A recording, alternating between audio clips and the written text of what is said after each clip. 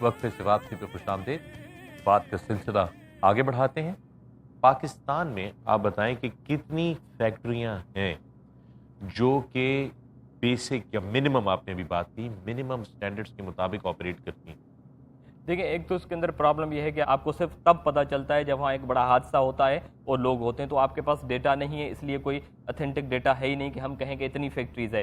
آپ یہ مزدوروں کے لیے، لیبر فورس کے لیے اتنی جدوجہد کرتے ہیں، اتنی لڑائیاں لڑتے ہیں، اتنا کرتے ہیں، کیا وجہ ہے اس کی؟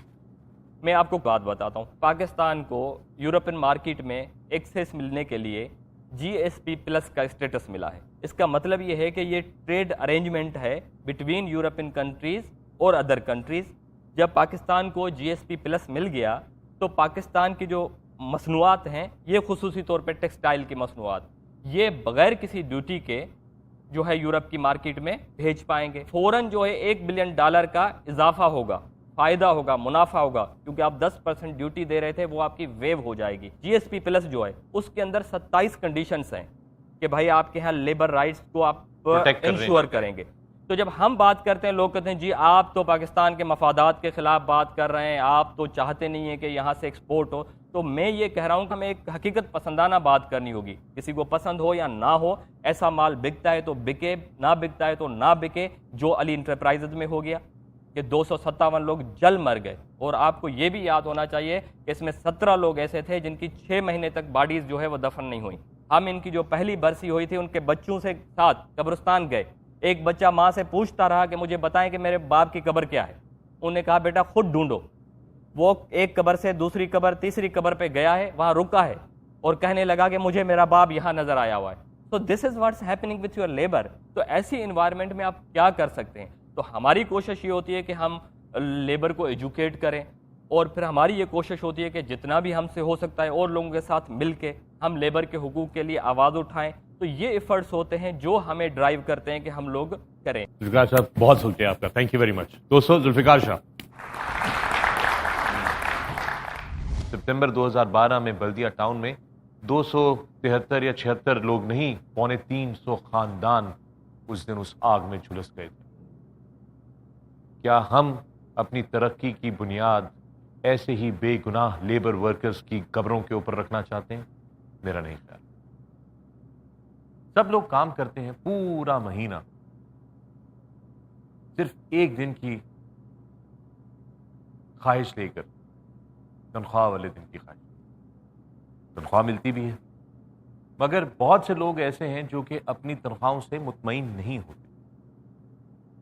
آج بھی ہمارے ملک میں لاکھوں ایسے دوست ہیں جن کی سالوں سے تنخواہوں میں کوئی اضافہ نہیں ہوا، بلکہ کچھ تو ایسے ہیں جن کی تنخواہ میں 12 سال سے اضافہ نہیں.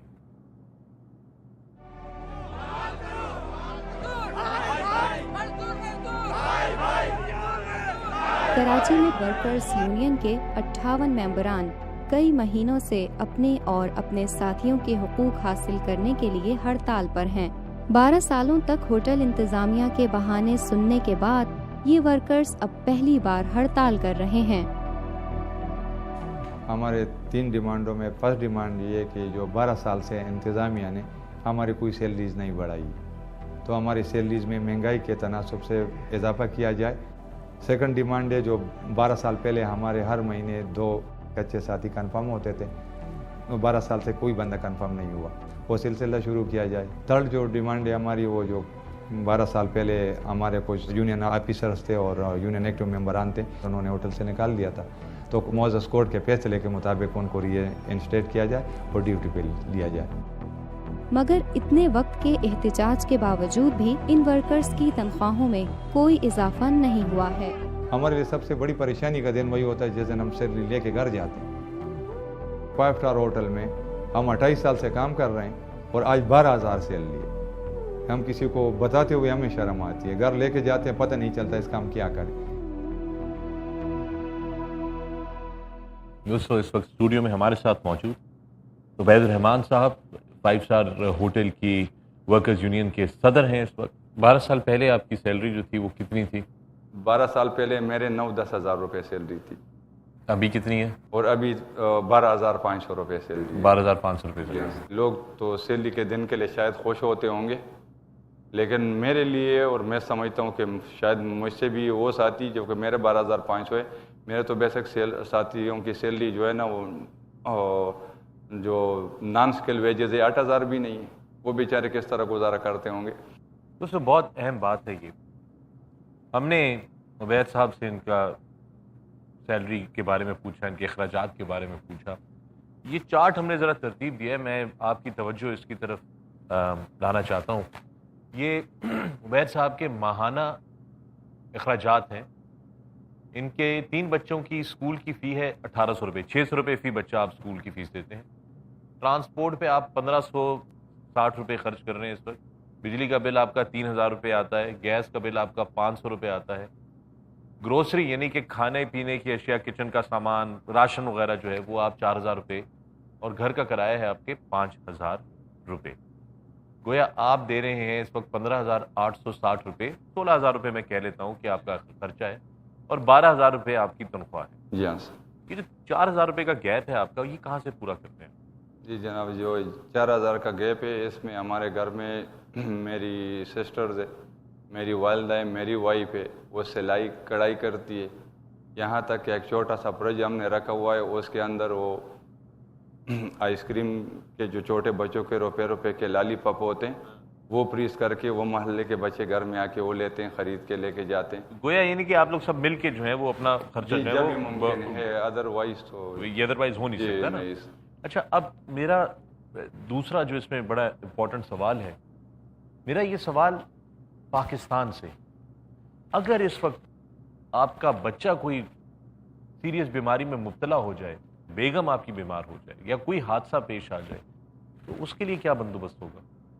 میری جو بچی ہے، شاید اس اسکیجول میں آپ لوگوں نے دیکھا، اس کو اسکین الرجیز ہے. تقریباً 3 مہینے سے اس کو میں کسی اسکین ڈاکٹر کو ایک دفعہ دکھایا تھا. ان کی بھی تقریباً 300 روپے فیس تھی، 200-300 روپے کی انہوں نے دوائی لکھ کے دے دی. اس کے بعد یہ تیسرا مہینہ میں نہیں دکھا سکا ہوں. یعنی کہ آپ بیماری کا علاج ڈیلے کر رہے ہیں کیونکہ آپ کو اپنی جیب کی طرف نظر جی ہاں. رکھنی ہے کہ میرے پاس پیسے ہوں گے تو میں علاج کے لیے لے کر جاؤں گا. جی ہاں. اچھا، جب سے یہ مینجمنٹ نے نوکری سے ہی برطرف کر دیا تو ظاہر وہ آمدنی، income over time, attendance allowance وغیرہ سارا رک گیا، اور میرے بس میں تو اب کچھ بھی نہیں. اس سارے مسئلے سے، اس بھیانک قسم کا مذاق ہے یہ کسی کے بھی ساتھ، اس کے ساتھ یہ سارے مسائل کے ساتھ آپ کے گھر پہ کیا اثر پڑ رہا ہے؟ جی ہاں سر، یہ اب مجھے خود یعنی رونا آ رہا ہے. یہ تقریباً 28 سال میں پہلی دفعہ ہم والدہ صاحبہ پہنچتے ناراض. اب ظاہر میں ان کے حقوق نہیں پوری کر سکتے. اب تیسرا دن ہے وہ مسلسل کہاں سے رہی، ان کو وہ لنگ میں کوئی ڈرائنس نے، وہ یہ سمجھ رہی ہوگی کہ میں کیئر نہیں کرتا، ڈاکٹر کے پاس نہیں لے کے جاتا. بچے ضد کرتے رہتے تو اکثر میں تپڑ مار دیتا ہوں اس کو. جب تپڑ مارتا ہوں پھر دل کرتا ہے یاد کاٹ دوں گا.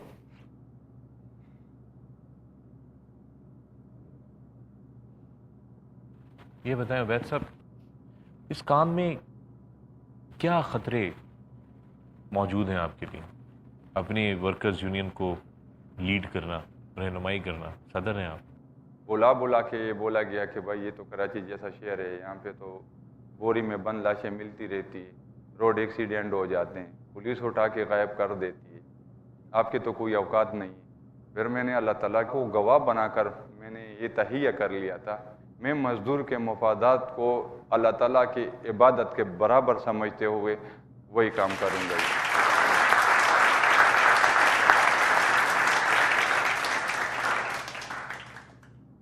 عبید صاحب، آپ کا بہت بہت شکریہ، آپ آئے اور ہمارے ساتھ آپ نے بات کی.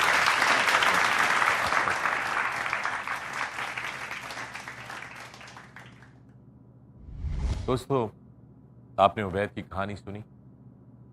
خوشی اس بات کی ہے کہ عبید اور ان کے ساتھیوں کو ان کے حقوق کے بارے میں معلوم ہے اور وہ اپنے حق کے لیے اپنی آواز بلند کر.